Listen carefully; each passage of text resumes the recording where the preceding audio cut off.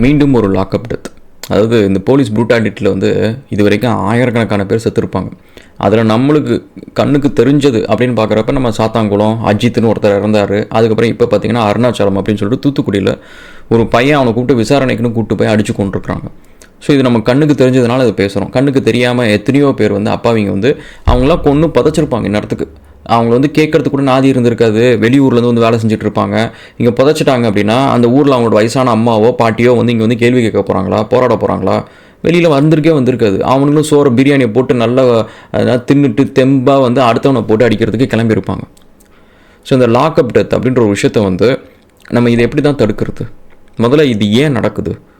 ஒரு சராசரி மனுஷனுக்கு வராத தைரியம், ஒரு சராசரி மனுஷனுக்கு இந்தமாரி கொலை பண்ணுறதுனா பயம் இருக்குது, ஏன் ஒரு போலீஸ்காரங்களுக்கு இல்லை? ஸோ இதை பற்றி பார்ப்போம். வெல்கம் டு ஆஸ்ட்ரகுலன். Thank you for all the love and support. வீடியோஸ்லாம் உங்களுக்கு பிடிச்சிருந்துச்சுன்னா மறக்காம சேனலை ஃபாலோ பண்ணுங்கள். ரகுலன்ஸ் இன்சைட்ஸ் சேனலில் வந்து நம்மளோட ப்ரொடக்டிவிட்டி கண்டென்ட் எல்லாமே அங்கே இருக்குது கைஸ். ஸோ அதனால் இதில் வந்து நம்ம இந்த கரண்ட் ஈவெண்ட்ஸ் இந்த விஷயத்தை பற்றிலாம் நம்ம பேசுவோம். அண்ட் அதில் வந்து நீங்கள் நம்மளோட ப்ரொடக்டிவிட்டி கண்டென்ட் எல்லாம் இருக்குது. ஸோ அதனால் நீங்கள் அதை ஃபாலோ பண்ணுங்கள். இது வந்து நான் என்னால் கண்டும் காணாமல் வந்து என்னால் போக முடியல கைஸ். சீரியஸாக சொல்கிறேன். நானும் வந்து ஆல்மோஸ்ட் வாரத்தில் ஒரு தடையாவது வந்து யார்கிட்டையாவது இதை பற்றி நான் பேசிடுவேன். எனக்கும் வந்து நான் பேசுகிறதுனால எதோ நடக்குதோ இல்லையோ, பட் என்னென்னா மற்றதெல்லாம் ஒரு மாதிரி ரிதமிக்காக ஒரு ஹார்மோனிக்காக இருக்குது. மற்றவங்க பேசுகிறதெல்லாம் மற்றவங்க எல்லாருமே வந்து ஒரு கண்டென்ட்டுக்காக பேசுகிற மாதிரி இருக்குது. சம்டைம்ஸ் வந்து அவங்களுக்கு ஐ டோன்ட் நோ கைஸ், நான் மற்றவங்க யாரும் குரல்னு சொல்கிறதுலாம் இல்லை. பட் என்னென்னா நான் பேசுகிறது எனக்கு நிஜமாலுமே சம்டைம்ஸ் வந்து இம்பார்ட்டண்ட்டாக தோணுது. I don't know. ஸோ இந்த வேலையெல்லாம் யாரோ ஒருத்தங்க செஞ்சுட்டா கூட எனக்கு வந்து நான் நிம்மதியாக இருப்பேன். அவங்க வீடியோவை டேக் பண்ணி விட்டுட்டு நிம்மதியாக இருப்பேன் அப்படின்றது தான். பட் எனிவே சரி, இப்போ இந்த லாக்அப் டெத் அப்படின்ற ஒரு விஷயத்துக்கு பின்னாடி இருக்கிற விஷயங்களை வந்து கொஞ்சம் ஓப்பனாக பார்ப்போம். ரியாலிட்டி என்ன அப்படின்னு பார்த்தீங்கன்னு வச்சுக்கோங்களேன். நல்ல போலீஸால் வந்து போலீஸ் வேலையை செய்ய முடியாது. அதுதான் ரியாலிட்டி. ஏன்னா நம்ம எதிர்பார்க்குற சட்டம் அப்படின்றது வந்து நம்மளை எதிர்பார்க்குற நியாயன்றது வந்து நம்மளுக்கு எல்லாத்துக்கும் வந்து எல்லாமே ஃபாஸ்ட்டாக வேணும். ஜொமேட்டோவில் ஆர்டர் போட்டால் 5 நிமிஷத்தில் வர மாரி வந்து நம்ம நகை தொலைஞ்சி போச்சுன்னா 5 நிமிஷத்தில் நம்மளுக்கு தேடி கண்டுபிடிச்சாகணும். அண்டு நம்மளுக்கு வந்து ஒரு பார்க்கிங் காரை நிறுத்துறப்போ ஒரு பிரச்சனை வந்துச்சுன்னா அந்த கார்டு தூக்கி போட்டு அடித்து கொன்னே ஆகணும், அன்றைக்கே கொண்டு ஆகணும் அப்படின்னு சொல்லிட்டு நம்மளுக்கு எல்லாமே வந்து ஃபாஸ்ட்டாக வேணும். ஃபாஸ்ட்டான்றப்ப ஒரு ஒரு ஒரு க்ரைம் நடக்குது அப்படின்னா அதை சயின்டிஃபிக்கலாக ப்ரூவ் பண்ணி ஒருத்தங்களை கன்விக்ட் பண்ணுறதுக்கு அதுக்கு டைம் ஆகும். ஒவ்வொரு டெஸ்ட்லையும் டிஎன்ஏ டெஸ்ட்லேருந்து எல்லாத்துக்குமே வந்து நாள் கணக்கில் வார கணக்கில் ஆகும். நம்மளோட பொறுமையின்மையினால் நம்மள நிறைய பேருக்கு இன்ஃப்ளூயன்ஸும் இருக்கும், பொலிட்டிக்கல் பவரும் இருக்கும். ஸோ அப்படி இருக்கிறப்ப நம்ம என்ன பண்ணுவோம், ஃபாஸ்ட்டுன்னு சொன்னால் அங்கே சயின்டிஃபிக்கை தாண்டி அவங்க என்ன பண்ணுவாங்க, போலீஸ்காரங்க அவங்களுக்கு வேறு என்ன ஆப்ஷன் இருக்குன்னு நினைக்கிறீங்க? எனக்கு காலில் விழுந்து கெஞ்ச முடியுமா கிரிமினலை? அவங்கள போட்டு அடின்னு அடிப்பானுங்க. அந்த அடின்னு அடித்து உண்மையாக வாங்குறது. முக்கால்வாசி ஹார்ட் கோர் கிரிமினல்ஸ்லாம் வந்து நீங்கள் அடித்தோடனே உண்மையாக சொல்லுவாங்கன்னு நினைக்கிறீங்களா? அவனுக்கு நிறைய அடி வாங்கியிருப்பாங்க, எல்லா ஜெயிலையும் அடி வாங்கியிருப்பாங்க. அவங்களுக்கு அடி வாங்குறது புதுசும் கிடையாது. அவங்க எவ்வளோ அடித்தாலும் வாயும் திறக்க மாட்டாங்க. அவங்க எல்லாருமே பொய் சொல்லுவாங்க. ஒரு அப்பாவிக்கும் ஒரு ஹார்ட் கோர் கிரிமினலுக்குமே டிஃப்ரென்ஸே இருக்காது. போலீஸ்காரங்க எல்லாத்தையுமே வந்து ஏன்னா அப்பாவி மாரி நடிப்பாங்க ஹார்ட் கோர் கிரிமினல்ஸ்லாம். ஸோ போலீஸ்காரங்க வந்து ஒரு அப்பாவியை ஏன் அப்படி காட்டு மாரி எடுத்தனமா அடிக்கிறானுங்கன்னா, ஒரு பக்கம் வந்து அவன் ஹார்ட் கோர் கிரிமினலாக அப்பாவின்றது கண்டுபிடிக்கிறது கிட்டத்தட்ட அவன் உயிர் போகிற சுச்சுவேஷனில் தான் அவனுங்களுக்கே தெரியும். இப்போ நான் சொல்கிறது ஒன்றே வந்து அவங்களுக்கு சப்போர்ட் பண்ணுறேன்னு வச்சுறாதீங்க. இது பேசிக்காக வந்து ஏன் இந்த போலீஸ் ப்ரூட்டாலிட்டி நடக்கிறது அப்படின்றதுக்காக என்னோட அப்சர்வேஷனை நான் சொல்கிறேன். எதுக்காக இந்த காட்டு மிராண்டித்தனம் நடக்குது அப்படின்ட்டு. ஏன்னா நம்ம ஃபாஸ்ட்டாக எதிர்பார்க்குறோம். எனக்கு நீதி வேணும், எனக்கு என்னோட நகை தொலைஞ்சு போச்சு, அது இமீடியட்டாக நீங்கள் வந்தால் கல்பிரேட் ஒன்று போட்டு அடித்தா எனக்கு உண்மையை கொண்டு வா, நகை எனக்கு வேணும் அப்படின்னு சொல்லிட்டு நம்ம மினிஸ்டர் மூலிமா ப்ரெஷரை கொடுப்போம். செக்ரட்டரியேட்லேருந்து ப்ரெஷர் வரும், அங்கேருந்து வரும், இங்கேருந்து வரும் அப்படின்ட்டு. ஸோ அது ஒன்று.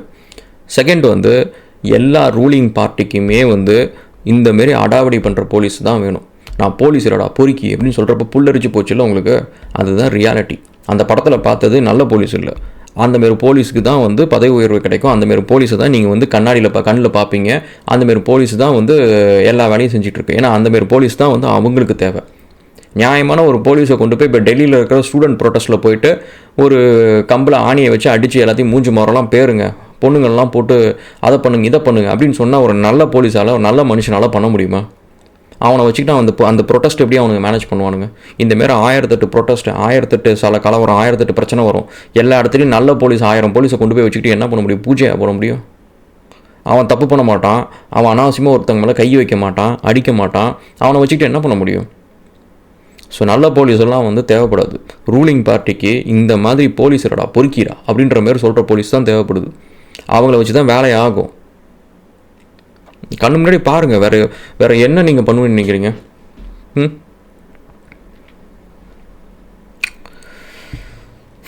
ஸோ இந்த ஒரு ரீசனுக்காக தான் வந்து இங்கே இருக்கிற போலீஸ் வந்து இவ்வளோ ஒரு தைரியமாக இருக்குது. அதாவது நீங்கள் சராசரி மனுஷனையும் ஒரு போலீஸ் ஃபோர்ஸையும் நீங்கள் எடுத்து கம்பேர் பண்ணி, நம்ம ஊர் மட்டும் நான் சொல்ல கேஷ், நீங்கள் வந்து மெக்சிகோ எடுத்துக்கோங்க, மலேசியா எடுத்துக்கோங்க, சிங்கப்பூர் எடுத்துக்கோங்க, யூஎஸ் எடுத்துக்கோங்க, லண்டன் எடுத்துக்கோங்க, ஆஸ்திரேலியா கூட எடுத்துக்கோங்க. இங்கேயும் இப்போ நடந்துச்சு இந்தமாரி விஷயங்கள்லாம் நடக்கும் அப்பப்போ.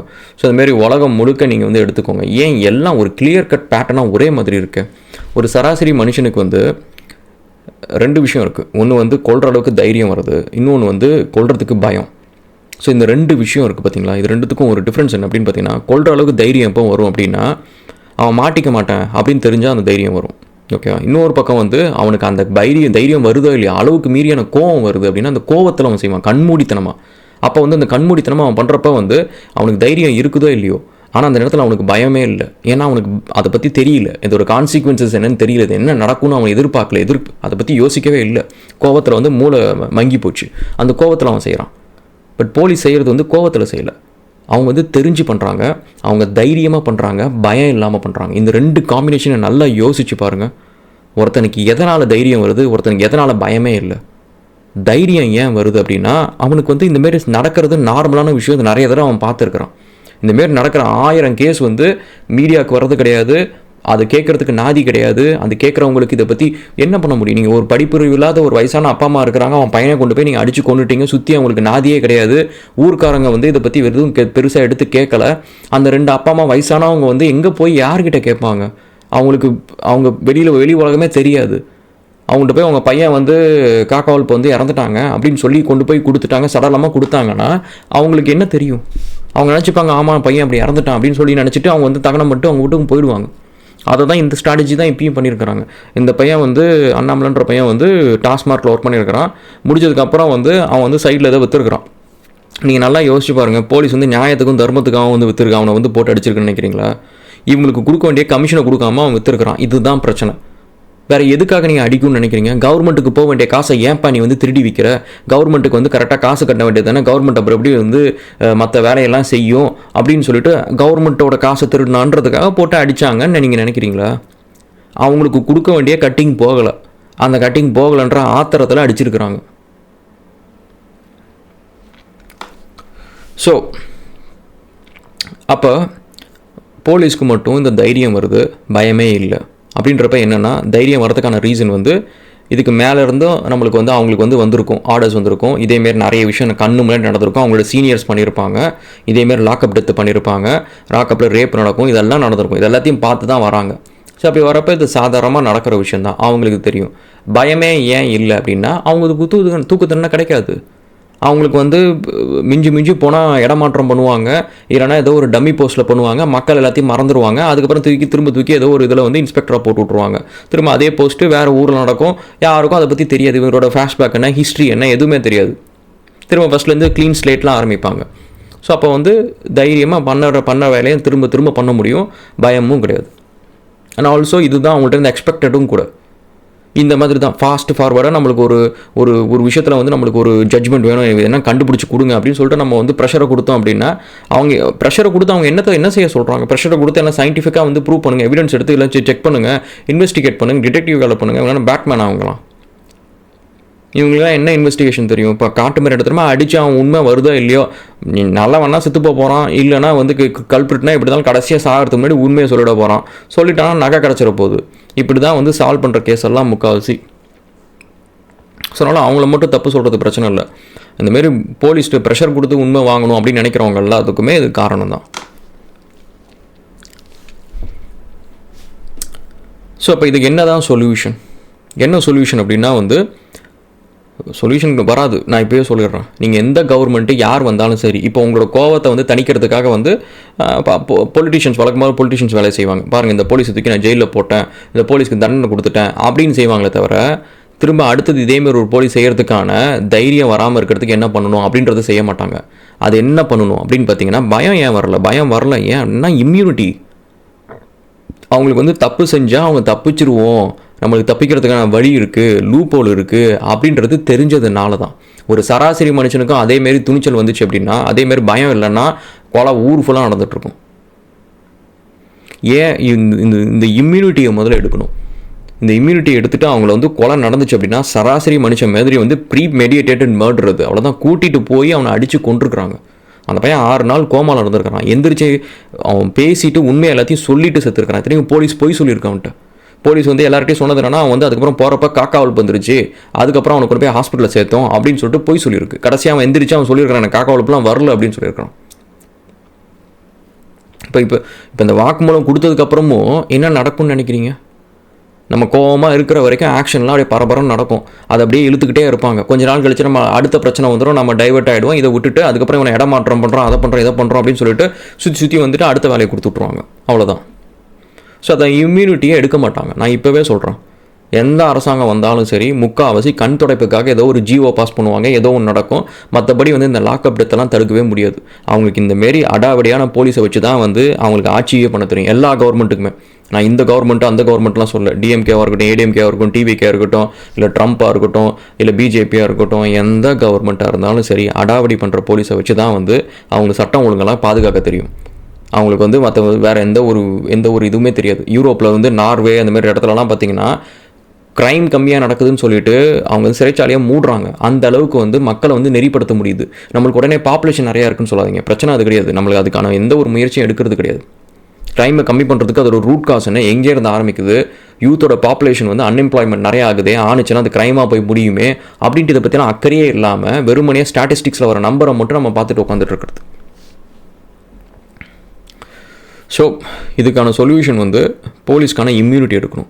ஒருத்தங்க லாக்அப் டெத்தில் நடந்தாங்கன்னா அவங்களுக்கு வந்து உயிர் போகிற அளவுக்கு அவங்களுக்கு பயம் வரணும். அப்போ எப்படி நடக்கும் அப்படின்னா அவங்களோட பவரை துஷ்பிரயோகம் பண்ணுற ஒரு விஷயம் இது. அதாவது ஒருத்தன் வந்து கோபத்துலேயும் ஆத்திரத்துலையும் பண்ணுறது வந்து அது வேறு. பட் இது வந்து அவன்கிட்ட இருக்கிற பவரை யூஸ் பண்ணி ஒருத்தனை வந்து கிட்டத்தட்ட கிட்னாப் பண்ணுற மாதிரி, உன் வீட்டில் வந்து நீ உன்னை விசாரணைக்கு கூட்டிகிட்டு போகிறான் அப்படின்னு சொல்லிட்டு அவனை கொலை பண்ணுறேன்னு தெரிஞ்சு வந்து அவனை வந்து எல்லாரும் முன்னாடி வந்து பப்ளிக்காக கூட்டிகிட்டு போகிறான், யாரும் கேள்வி கேட்கவும் முடியாது. அப்போ அவனுக்கு அந்த அளவுக்கு ஒரு இம்யூனிட்டி இருக்குது, அதை வச்சு அவன் கொலை பண்ணுற அளவுக்கு அவன் போகிறான். ஸோ அப்படி இருக்கிறப்ப அவனுக்கு அந்த தண்டனைகள் வந்து சராசரியாக கொலை பண்ணுறவனோட டபுள் மடங்கு கொடுக்கணும். பப்ளிக்கில் தூக்கில் போடணும். அவன் ஃபேமிலி இருக்கிற சொத்து எல்லாத்தையும் பறிமுதல் பண்ணணும். எல்லாத்தையும் பறிமுதல் பண்ணி நடுத்தருவுக்கு வரணும். அப்போ தான் அடுத்த தடவை இந்தமாரி ஏதோ ஒருத்தன் யோசிக்கிறப்ப வந்து மேலேருந்து எவன் ஆர்டர் கொடுத்தான், நான் வேலையை ரிசைன் பண்ணிட்டு போகிறேன், உனக்காக நான் கொலையெல்லாம் பண்ண முடியாது. இந்த விசாரணைன்னு ஒரு படம் வந்தது வந்து அதில் நீங்கள் கவனித்து பாருங்கள். இந்தமாரி எத்தனை அப்பாவிங்களை வந்து நீங்கள் வந்து பார்க்குறீங்கல்ல.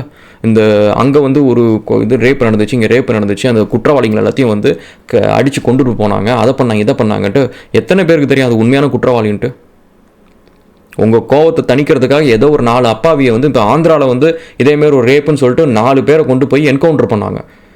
அவனுக்கு 4 பேரும் பேசினானுங்களா? 4 பேரும் ஒத்துக்கிட்டானுங்களா? எங்கேயாவது வீடியோவில் வாக்குமூலம் கொடுத்துருக்குறாங்களா அவனுக்கு தான் பண்ணானுங்கன்ட்டு? யாரோ 4 பேர், ஒரு 4 அப்பாவிங்க, அவனுங்க அதை பண்ணியிருக்கவே மாட்டானுங்க கண்டிப்பாக. உண்மையான குற்றவாளிங்க எங்கேயோ இருப்பாங்க. அவங்க 4 அப்பாவிங்களை கொண்டு போய் சுட்டு கொண்டாச்சு. அதுக்கு வந்து எல்லாரும் வந்து மலர் வளையம் வந்து இது பண்ணுறது, போலீஸை புகழ்ந்து பேசுறது, நீங்கள் யோசிச்சு பாருங்கள். உங்களை முட்டாளாக ஆக்கல, நீங்கள் முட்டாளாக தான் இருக்கிறீங்க. அதனால் முதல்ல வந்து இந்த இம்யூனிட்டி எடுக்கணும். அவங்களுக்கு கொலை பண்ணால் நம்மளால் தப்பிச்சிட முடியும். இந்த போலீஸில் வந்து படத்தில் வந்து பார்க்குறதுக்கு ஹீரோவாக சொல்கிறதுக்கு வந்து அப்படி பெருசாக கெத்து மாரி நான் டப்புன்னு சுட்டுட்டு போயிட்டுக்கிட்டே இருப்பேன், கமிஷன் வச்சா நான் பார்த்துப்பேன், என்னத்தை பார்ப்பேன் நீ? அதெல்லாம் ஒன்றும் பிடுங்க முடியாது. நேராக போய் நில்லு, கோர்ட்டில் போய் உனக்கு தூக்கு தண்டனை கொடுப்பான். உன் ஃபேமிலியில் இருக்கிற எல்லா சொத்தையும் பறிமுதல் பண்ணி அந்த விக்டிமோட ஃபேமிலிக்கு வந்து அந்த சொத்தை எல்லாத்தையும் எழுதி கொடுத்துரும். இதுதான் கவர்மெண்ட் ரூலாக இருக்கணும். இப்படி இருந்துச்சுன்னா எந்த அரசியல்வாதி யார் ப்ரெஷர் போட்டாலும் சரி, ஒன்று அவன் வேலையை விட்டுட்டு போகணும், இல்லைனா அவன் வேலையை ஒழுங்காக செய்யணும். இது மட்டும்தான் இருக்கும். இன்னொருத்தன் நீ லஞ்சம் வாங்க அந்த பிரச்சனையில் நீ வேறு வழியில் சால்வ் பண்ணு, இன்னொருத்தன் உயிர் எடுக்கிறதுக்கான தைரியம் அவனுக்கும் வரக்கூடாது. யோசிச்சு பாருங்கள், அந்த பையன் வந்து 24 வயசு தான். அவனுக்கு அவன் லைஃப், அந்த அம்மா அடிச்சுட்டு அழுவுது. அவங்களுக்கு வந்து அந்த பையன் 24 வயசு. அந்த பையன் பார்க்குறதுக்கு சின்ன பையனா, ஸ்கூல் பையனாட்டம் இருக்கிறான். 24 வயசு பையன். அவங்க வீட்டில் வந்து எவ்வளோ செல்லமாக வளர்த்துருப்பாங்க. ஒரு நாள் இன்றைக்கி அந்த பையன் வீட்டில் இல்லை, 5 மணி 6 மணியான வீட்டுக்கு வர பையன் வந்து இனிமேல் வரவே மாட்டான் அப்படின்றத வந்து எப்படி ஒத்துக்க முடியும்? ஒரு பெற்றவங்களால் வந்து 24 வயசு, அவனுக்கு வந்து கல்யாணம் பண்ணி பார்க்கணுன்னு ஆசை வச்சு கனவோடு இருந்திருப்பாங்க. இன்றைக்கி ஏதோ ஒரு ஃபங்க்ஷன் இருந்திருக்கும், கோயிலுக்கெலாம் வெளியில் போகலாம் வாரம் ஆனிச்சுன்னா அப்படின்னு சொல்லிட்டு ஏதாவது ஒரு எவ்வளோ நினைவுகளோடு அந்த வீட்டில் வந்து அந்த பையன் இத்தனை வருஷமாக அவங்களுக்கு வந்து ஒரு சந்தோஷத்தை கொடுத்துருப்பான். அந்த அம்மா அடிச்சுட்டு அழுகுறதை பார்த்தா எப்படி வந்து ஒரு போலீஸ்காரனுக்கு வந்து இதுமாரி நம்ம வீட்டில் நம்ம பசங்களை யாராவது கொண்டுட்டா நம்மளுக்கு எப்படி இருக்கும்? நம்ம பையனை யாராவது அடித்தா நம்மளுக்கு எப்படி இருக்கும், கொஞ்சமாவது ஒரு எப்படி வந்து ஒருத்தன் சைக்கோவாக இருந்தால் மட்டும்தான் இந்தமாதிரி இருக்க முடியும். ஸோ அதனால் அதுக்கான சொல்யூஷன் வந்து இம்யூனிட்டியாக எடுக்கணும். தப்பு செஞ்சவனுக்கு வந்து டபுள் மடங்கு தண்டனை இருக்கணும். ஒரு சராசரியாக கொலை பண்ணுறவனை விட இது வந்து பெரிய கொலை. இது வந்து அவன்கிட்ட இருக்கிற பவரை யூஸ் பண்ணி அவன் பிளான் பண்ணி கொலை பண்ணுறான்.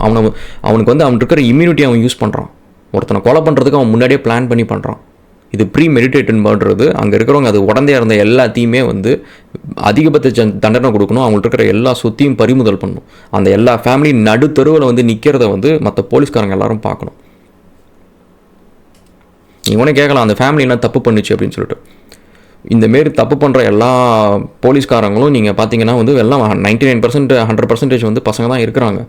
அவங்க எல்லாத்துக்கும் எது முக்கியம் அப்படின்னு பார்த்தீங்கன்னா ஃபேமிலி தான். இவங்க லஞ்சம் வாங்குறது ஃபேமிலிக்காக தான். ஃபேமிலிக்கு அதை பண்ணணும் இதை பண்ணணும், ஃபேமிலி சந்தோஷமாக வச்சுக்கணும் இப்படின்ற ஒரு விஷயம் தான். அந்த ஃபேமிலி கஷ்டப்படுறத பார்த்தாங்கன்னா இவங்க செய்ய மாட்டாங்க. இவங்களுக்கு தண்டனை கொடுக்கறது கூட இவங்களுக்கு வந்து பயமாக இருக்காது. ஆனால் ஃபேமிலி நடுத்தருக்கு வந்துடும் அப்படின்னா அது பயமாக இருக்கும். எனிவே கேஷ், இதுக்காக எதாவது நடக்குதான்னு பார்ப்போம். ஓகே, ஸோ நீங்கள் ஒன்று இந்த கட்சி அந்த கட்சியெல்லாம் சொல்லுவாங்க. என்னோட சாத்தாங்குளம் வீடியோத்தையும் நீங்கள் பாருங்கள். கிட்டத்தட்ட அதுலேயும் இதே தான் நான் சொல்லியிருக்கிறேன். நீங்கள் கவர்மெண்ட்டை போய்ட்டு சொல்லிட்டு இருக்கிறதுல ஒரு பிரயோஜனமும் இல்லை. அவங்களுக்கு இந்தமாரி அடாவடி போலீஸை இல்லாமல் அவங்களால வந்து ஆட்சியே பண்ண முடியாது. சட்டம் ஒழுங்குலாம் அவங்களால காப்பாற்றவே முடியாது. ஸோ அதான் நிலவரம். ஸோ இதுக்கு கிராஸ் ரூட் லெவல்லேருந்து வந்து ஒர்க் பண்ணணும். ஒர்க் பண்ணி இதை வந்து ஃபண்டமெண்டலாக வந்து இந்த சிஸ்டத்தையே கொஞ்சம் மாற்றணும். அதெல்லாம் செய்ய போகிறது கிடையாது யாரும். Okay, will check another video guys. Thank you.